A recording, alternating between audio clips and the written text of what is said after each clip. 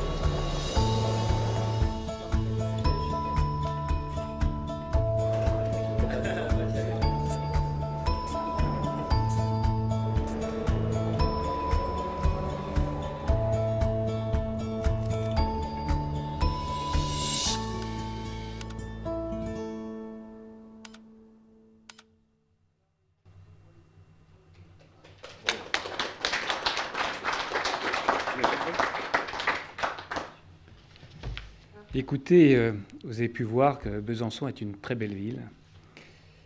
Moi, je représente la société SMCI, qui est une société de promotion.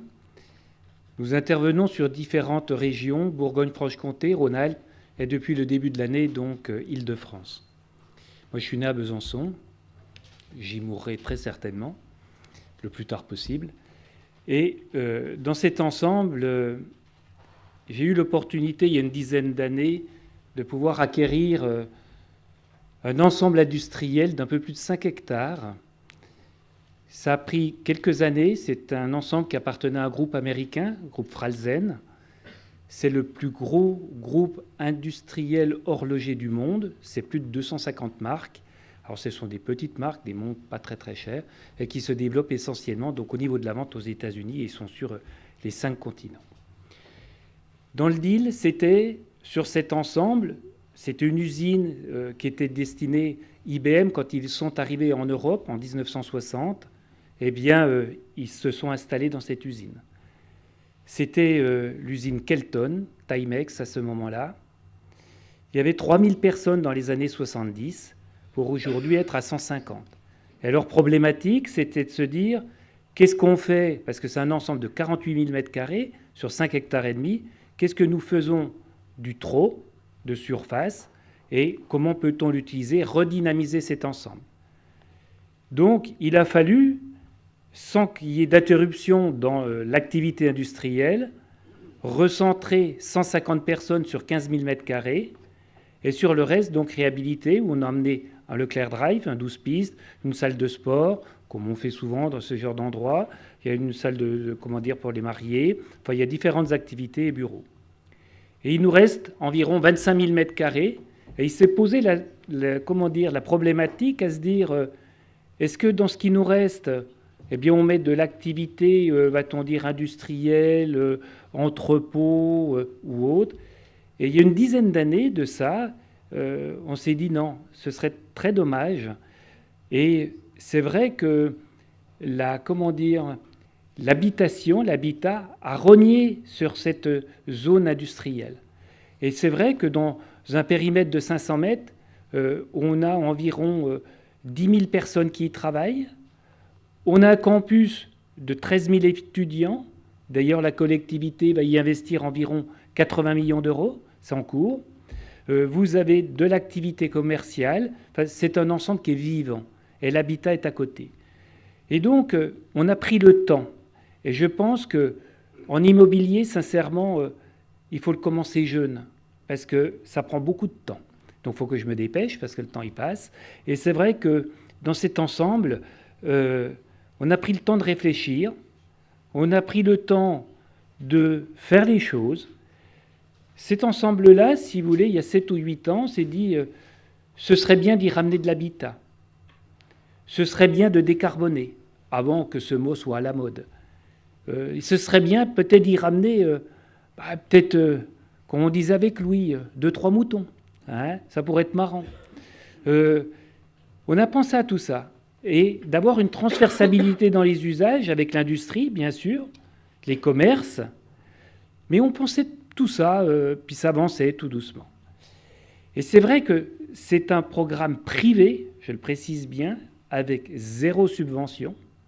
Comme l'a dit tout à l'heure M. Lépine, je dirais, ça me semble important quand on est privé, qu'on reste privé et qu'on ne demande pas de subvention, on n'en a pas besoin. On doit avoir des opérations qui s'équilibrent. Et à partir de ce moment, si vous voulez, on a besoin, parce que les règles aujourd'hui ne nous autorisent pas à faire le projet qu'on va vous présenter, eh bien, il fallait l'appui de la collectivité.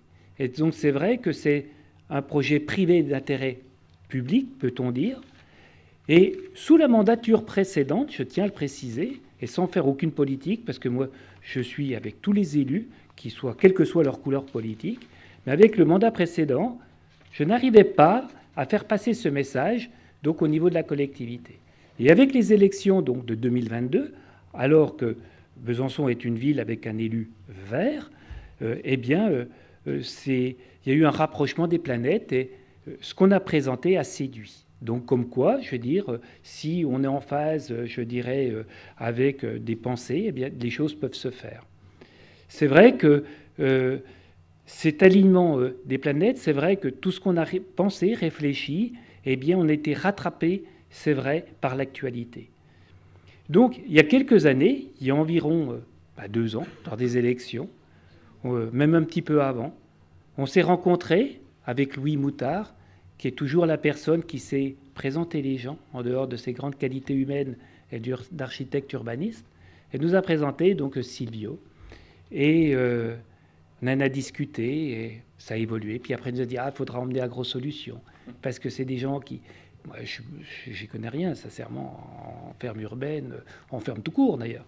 Et là, ça nous a fait réfléchir, on a vu des belles choses. Et puis ça s'est construit petit à petit. Et là, donc, on est arrivé à un moment donné à avoir quelque chose qui soit présentable au niveau des élus. Et là, on a eu, on peut le dire, un feu vert et qui va nous permettre maintenant d'avancer. Et c'était surtout, donc, c'est un plan de masse. L'idée géniale de Silvio de dire « je mets la voiture en extérieur de l'habitat », je ne pollue pas la voiture avec la vie. Le silo à voiture est en rempart par rapport à l'activité commerciale et industrielle. Et puis son idée géniale de dire, eh bien, je fais des passerelles à 5 mètres de haut pour qu'il n'y ait rien qui pollue la ferme urbaine. Et puis Camille qui nous a trouvé des équilibres économiques, qui nous a dit les surfaces qu'il fallait et tout ça. Et là maintenant, je vais laisser la parole donc à Silvio qui va vous présenter ce programme sur un plan technique et architectural. Merci. Merci Fabrice, merci. Donc là, vous avez vu quelques images de l'usine actuelle avec le périmètre dans lequel on travaille. C'est un périmètre de 2,5 hectares. Et regardez l'évolution du site. On passe justement du pâturage à la grande densité industrielle des années 70 jusqu'à aujourd'hui, où il y a cette affectation industrielle encore présente, mais avec la possibilité de faire évoluer l'industrie, car on n'a plus besoin, de l'usine qui est installée sur place n'a pas besoin de la totalité des surfaces à disposition. Et c'était ça un peu le cahier des charges, dire on a de la surface à disposition, quoi faire? Donc l'évolution du site, c'est très intéressant parce que vous voyez, à peine 20 ans, moins de 20 ans, le site s'est transformé et on est passé du pâturage à l'industrie dense. Et donc là, c'est l'avant et l'après. C'était l'avant aujourd'hui, vous voyez, on travaille sur la moitié du site parce que l'autre moitié du site va rester en activité industrielle. Donc comment faire cohabiter dans un cadre urbain déjà existant et déjà vivant de l'activité industrielle, de l'habitat, des services et de l'agriculture urbaine. Ça, c'était un peu le cahier des charges que SMCI nous a donné. Dire il faut garder l'activité industrielle existante avec les Leclerc Drive. Donc, il a une série d'activités, un fitness center. Donc, il y a de l'activité, mais en même temps, on ne peut pas laisser aujourd'hui la moitié du site désaffecté avec les photos que vous avez vues à l'état. Et la ville aussi, on a commencé à dialoguer, ça fait déjà quelques années, quels étaient les besoins de la ville, parce qu'il faut se dire que ces grands enclos industriels représentent une barrière au développement de la ville. C'est souvent des sites clôturés, et la ville avait besoin de connecter la partie nord du site où il y a les universités avec le centre-ville au sud. Donc il fallait trouver le moyen de percer cette enceinte qui était jusqu'au présent, pendant 50 ans, 60 ans, complètement une barrière. Et donc vous voyez, sur l'ouest du site, on a créé un couloir vert qui permet de connecter le centre-ville avec le quartier universitaire. Mais la chose plus importante qui était un peu à la base de nos réflexions communes, c'est comment rendre un site qui est 100% imperméable, le plus perméable possible. Et ça, c'est vrai, c'est ce que vous disait Fabrice Jeannot, on a commencé à réfléchir avant de l'effet de mode aujourd'hui, de la désartificialisation du sol, à dire il faut réellement retrouver les sols de la ville. À partir des photos anciens, vous voyez les pâturages comme ça, on dit c'est pas possible aujourd'hui d'étendre sur 1,5 hectare, 2 hectares, qu'est du bitume, sans un arbre, sans la porosité naturelle et la perméabilité de la terre. Et on a réussi, avec beaucoup de courage de la part d'un promoteur, je dois le dire avec beaucoup de sincérité, à dire on arrive à 70% de surface perméable en construisant 15 000 m². Donc, et c'est là où la transition énergétique ne veut pas à l'encontre du progrès, de l'évolution de la ville. Il faut savoir aussi maniés avec des éléments de l'architecture et du design urbain, des objectifs qui sont des objectifs de densité d'un quartier, avec les objectifs de la transition énergétique, de désartificialisation, de porosité du sol. Et donc le principe de ce bâtiment, de ces 10 bâtiments, on construit 10 bâtiments, un parking silo que vous voyez sur l'est de la parcelle, qui fait c'est un espace tampon entre l'activité industrielle existante et le quartier, et la grande ferme urbaine. La voiture sert aussi comme espace un peu de filtre entre une activité industrielle qui a des contraintes, qui a des besoins spécifiques, avec la vie du quartier. Et donc, on isole la voiture dans cette parking silo qui utilise les niveaux de fondation de l'ancienne usine, et on construira en bois au-dessus 3 niveaux. Et donc, on arrive à loger la totalité de la voiture sur un côté. Et donc, ça, c'est aussi un défi de dire les gens qui vont habiter les 220 logements qu'on va construire, ils n'auront pas la voiture dans leur sous-sol. Il n'y a pas de sous-sol d'ailleurs. On fera vivre avec cette cohabitation voiture-piétonne, mais détachée des logements. Donc ça, c'est un premier défi. Deuxième défi, les bâtiments, ils s'appuient avec le moindre de surface possible au sol. Vous voyez les rectangles qui sont des rectangles, ils font 6 x 12. C'est les noyaux de circulation verticale, les ascenseurs, les gaines. Toute la technique, aussi la géothermie passera par là, en disant le bâtiment flotte. C'est comme des petits champignons qui flottent, des grands champignons, qui flottent sur le sol de la ville, sur le sol du site, pour laisser les maximum d'espace libre à l'agriculture urbaine. Parce qu'on a fait évoluer le projet avec Camille Ranou, vous racontera. Avant, on avait, nous, l'habitude de faire de la composition urbaine avec des formes, des damiers.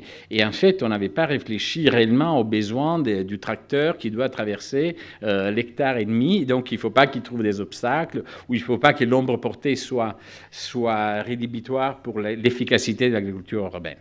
Donc, on a organisé en périphérie du site la totalité des 10 bâtiments. Donc, 3 bâtiments au nord, 3 bâtiments à l'ouest et 3 bâtiments plus un 4e au sud.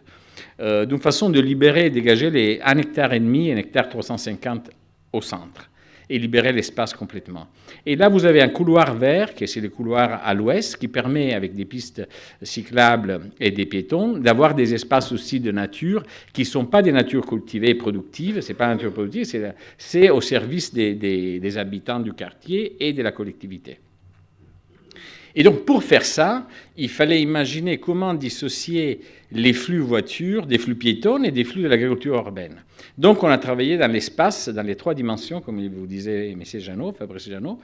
Les voitures sont à l'est. On gare sa voiture en traversant le site de nord au sud. Donc, on n'a pas besoin de traverser l'espace cultivé, mais on est à la frontière. Et on gare sa voiture, et à partir des places de parking, il y a 3 endroits où on prend des passerelles aériennes qu'on vous montrera, qui permet d'accéder avec un parcours de moins d'une centaine de mètres. Ce n'est pas un grand parcours, maximum 100 mètres à pied. Donc, c'est des parcours qui, pour des parcours urbains, sont tout à fait faciles à atteindre.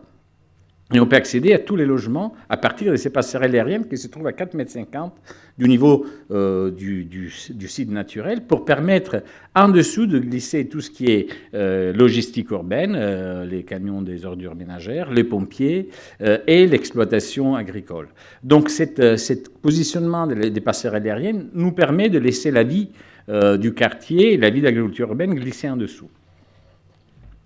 Voilà, donc vous voyez ça, l'insertion, ça va être une vraie révolution, parce qu'aujourd'hui, la parcelle est 100% imperméabilisée. Il va y avoir les couleurs des saisons dans ces grands espaces d'agriculture productive. Il y aura des variations en fonction des saisons, et c'est ce qu'il nous expliquait Camille, que c'est un espace vivant. C'est pas un espace, c'est pas du jardin, c'est pas du golf, c'est pas des terrains de golf, ça c'est important. C'est pas des terrains, mais c'est des terrains où il y aura réellement des maraîchers, des personnes qui vont y travailler, et c'est un défi de faire cohabiter 220 logements avec toutes les familles et les besoins des familles avec une activité d'agriculture urbaine. Donc là, on a commencé à dessiner les typologies, et c'est le fruit d'un travail d'équipe avec les équipes d'AgroSolutions, les équipes d'architectes et d'urbanistes qui ont travaillé sur cette première phase de faisabilité. Et tous les bâtiments seront équipés d'énergie, de panneaux photovoltaïques, et même une partie des bâtiments de l'usine. Donc il y aura aussi une approche, disons, de mutualisation des énergies entre les bâtiments, les logements, l'activité industrielle et l'activité agricole. Donc c'est un projet urbain expérimental parce qu'à la fois les bâtiments, ils ont cette approche d'éco-conception, de réduction d'impact au sol, de matériaux biosourcés, des panneaux photovoltaïques, récupération de l'eau. Donc, vous voyez, tout ça, on s'est donné comme objectif comment le maître d'ouvrage, la ville, les techniciens, les spécialistes, on dit il faut qu'on arrive à mettre dans cette expérience le maximum d'ambition d'un point de vue environnemental et urbain. Donc la géothermie sera présente, c'est-à-dire c'est les noyaux qui fondent les bâtiments assureront l'échange thermique entre les sous-sols et les logements. Les parkings silos permettent d'isoler la voiture et donc on réduira l'impact carbone de ce quartier avec le maximum d'énergie renouvelable qu'on espère pouvoir installer sur la plupart des bâtiments, voire en partie de l'usine.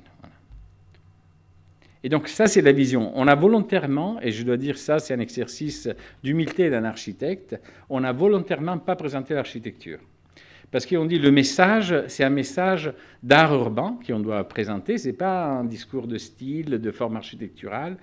La forme architecturale qu'on commence à définir avec toutes les équipes et la maîtresse d'ouvrage, c'est une forme architecturale qui est déduite des besoins, des intentions générales du projet. Et vous voyez, les bâtiments se rétrécissent vers le ciel en montant. Donc, c'est des bâtiments qui arrivent à R+7, R+8. Donc, il y a de la densité. Mais la densité, plus on monte vers le ciel, plus on réduit l'emprise du bâtiment pour réduire l'ombre portée du bâtiment. Des bâtiments sur la... Et on a fait des études avec la modélisation 3D pour faciliter justement l'exploitation agricole. On se dit, il ne faut pas qu'il y ait l'ombre portée sur les bâtiments sud-ouest. Vous voyez, les bâtiments au sud, ils font R+2. Donc on a réduit l'hauteur sur le front sud de façon que l'ensoleillement soit les plus forts possibles, sud-sud-ouest. Et les bâtiments les plus hauts, on les a mis au nord, là où on est plus urbanisé aussi, en termes d'impact urbain, mais là où aussi, on a moins de problèmes d'ombre portée. Voilà. Je vais plus vite. Hein? Je crois que c'est ça. Vous avez fini bientôt, là ? Oui, c'est fini. Donc voilà, là, vous avez différentes vues. L'agriculture, peut-être ça, c'est Camille qui va introduire, pardon. Je t'en prie. Ok, 3 minutes. Merci. Donc effectivement, moi je suis Camille Ranou. Merci de me laisser présenter notre participation au projet. Donc je travaille pour AgroSolutions, qui est un cabinet de conseil en agro-environnement et qui est l'émanation du groupe InVivo, qui est une coopérative agricole, qui est l'union de 200 coopératives agricoles. Notre challenge ici, c'était de mettre... on est 40 ingénieurs agronomes, on existe depuis une quarantaine d'années, et c'était de mettre nos connaissances de l'agricole au service du projet architectural, et puis de la revitalisation aussi de ce site. Donc là, j'avais remis tous les bienfaits de l'agriculture urbaine, que ça peut rendre à un quartier, et puis la méthodologie qui me semble importante. Donc effectivement, l'étude de l'ensoleillement, qui nous permet en fait, avec les intentions de construction de bâtiments, de se dire où est-ce qu'il va y avoir du soleil, où est-ce qu'on va positionner tels végétaux en fonction de telle exposition, et puis les rendements de végétaux qu'on va pouvoir imaginer et anticiper. On a aussi cet outil qui permet d'évaluer les performances de différents scénarios, puisqu'on va, en fonction de différentes possibilités de culture, puisque vous savez, l'agriculture est très vaste, hein, on peut à la fois... élever des animaux, faire pousser des fruits, faire du maraîchage sous serre, de l'aquaponie, etc. Donc on a proposé plusieurs scénarios et on les a chiffrés pour connaître la possibilité d'avoir un projet indépendant financièrement. Et puis on a fait des analyses de terre aussi pour évaluer en fait le potentiel de faire de l'agriculture en pleine terre, ce qui est quand même une agriculture qui permet de revitaliser, de refaire vivre le sol, qui est une agriculture vertueuse et qui contribue voilà, à la troisième voie de l'agriculture, l'agroécologie, etc. Ensuite, je voulais dire aussi qu'on a accompagné la concertation, donc avec les services de la ville de Besançon, avec SMCI, M. Jeannot, avec Silvio, et puis avec les personnes de l'usine. Sur le site de Fralsen, on avait également la chambre d'agriculture et puis les magasins Gamme Vert qui proposaient de mettre les produits issus de cette ferme dans leurs étals. Et on a fait de la concertation, on a co-construit le projet, on a d'ailleurs décalé 2 bâtiments pour permettre en fait, d'optimiser le terrain agricole. Voilà. Merci.